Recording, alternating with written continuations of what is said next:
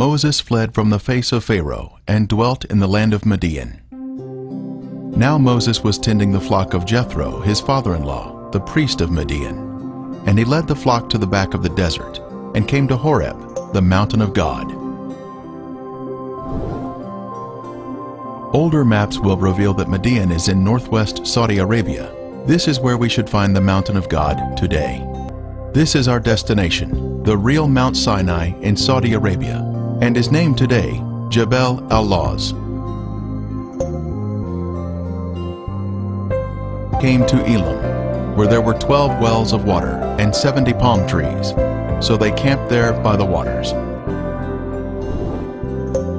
Using Google Earth, we are able to zoom in to the location of Elim. It stands out with all the green palm trees grouped together in the canyon or wadi. Of course, there are more than 70 palm trees here today, but amazingly, 12 wells are still here at Elim.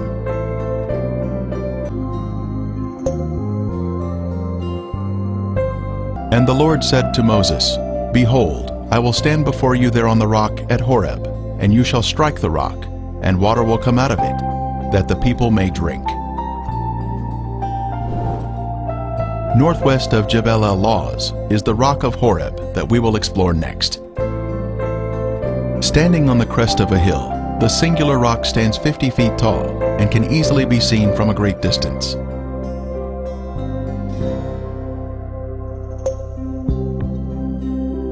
As the people complained once again, asking for water, the Lord heard their cries, and he commanded Moses to strike the rock. Then water gushed out in abundance. The rock was split down the middle, from top to bottom by the hand of God.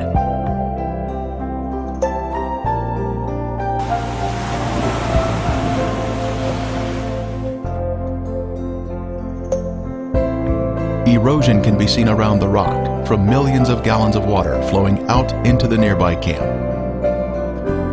He opened the rock and water flowed out.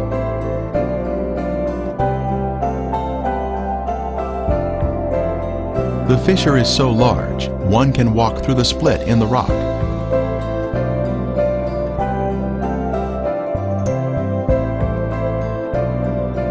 The rocks below show clear signs of water erosion.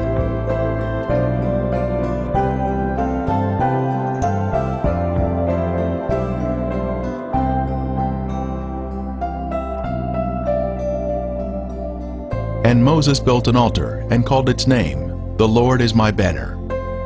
Here in the encampment is a large square altar assembled with uncut stones and was built after the defeat of the Amalekites. Also in the encampment are the remains of these circular formations of stone used around the base of their tents. This is clear evidence of prior occupation at this site.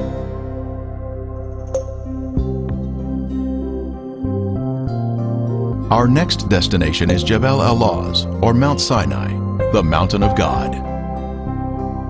As we pan across the mountains, we see the peak of Mount Sinai that was burned by the presence of God.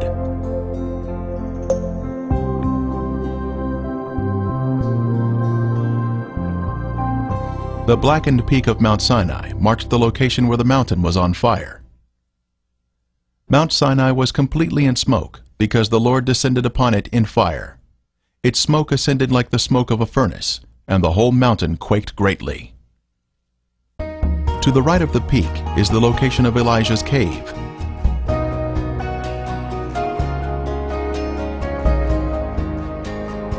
It is extremely rare for anyone to obtain video of the mountain, since entering Saudi Arabia is very difficult, and they are guarding this mountain from those who would photograph it. Near the base of the mountain are the guardhouse and fence, which surround the area where many artifacts are located that help to authenticate the site. Calf was built in the camp by a rebellious group. As Moses was descending the mountain, he saw the people dancing around the golden calf. Here we can see the encampment from the mountain and the location of the altar for the golden calf.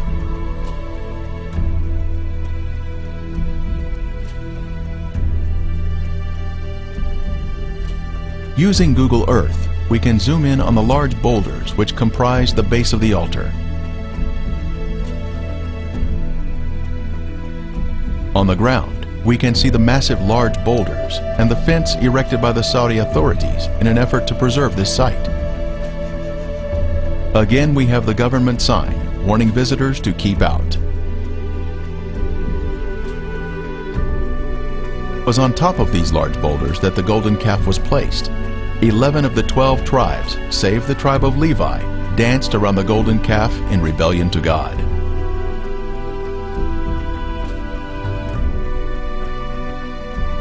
Panning from Mount Sinai, we peer through the fence and see amazing images that are inscribed on the rocks. Egyptian-style figures of the Egyptian god Hathor have been placed here like graffiti.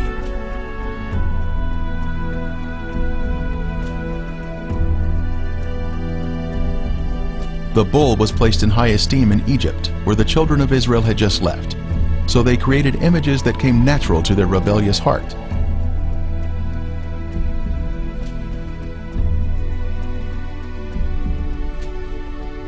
These images were inscribed here because the golden calf was resting here at the time.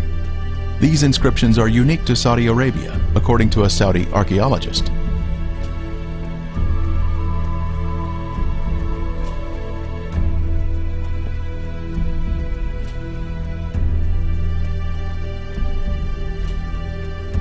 Ron Wyatt and his sons, who walked across the border into Saudi Arabia without a visa in order to document the evidence here. After seeing the mountain, he and his sons were captured and were accused of espionage.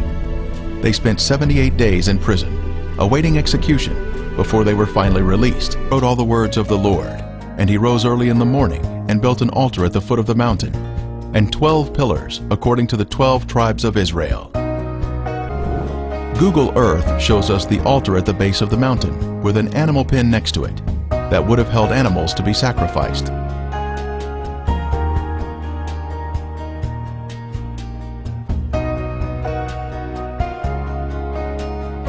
Here we can see an entrance into the animal pen. The remains of pillars are in this area also.